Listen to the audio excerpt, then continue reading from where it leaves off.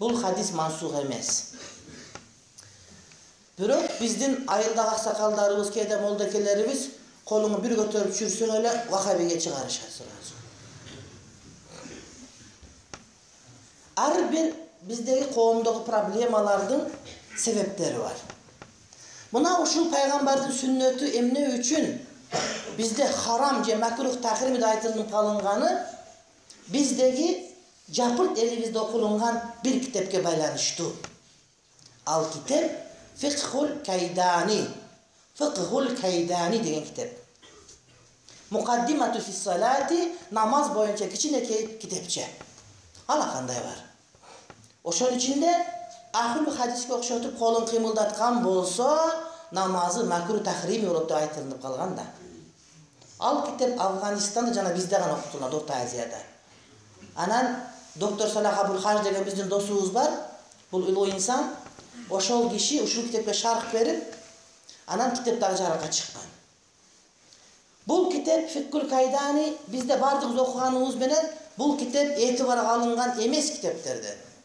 Себеп дегенде kiteptin автору ким экендигин биз билбейбиз. Мастурул хал. Авалы биз үчүн жабык. Канчалык мухаккик алып экенин түшүнбөйбүз биз.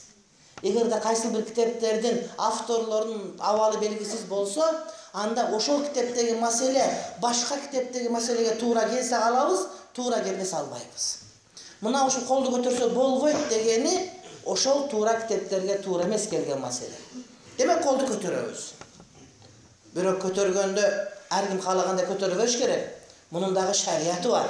Мунун дагы кайдасы, эрежеси бар.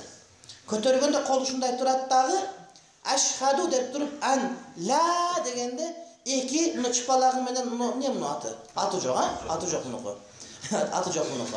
Аты жок менен чыпалакты бириктирип, ортон кол менен баш бармакты алака кылып туруп мындай кылып ашхаду ан ла илаха деп туруп илля дегенде кайра чүрөсүн дагы ушул бойдон колуң тура берет. Себеп дегенде эки колду бириктиргенге, жумганга, бул экөөнү бириктиргенге, муну көтөрүп кайра түшүргөнгө далилибиз бар дагы, кайра жазып жибергенге далилибиз жок. Ушундай бойдон калыш керек. Колдагы анан ассаламу алейкум ва рахматуллах, ассаламу алейкум ва рахматуллах деген жазасың. Тартип ушундай. Ушул сүннет, ушул мустахаб. Ана, муслимде келип атат.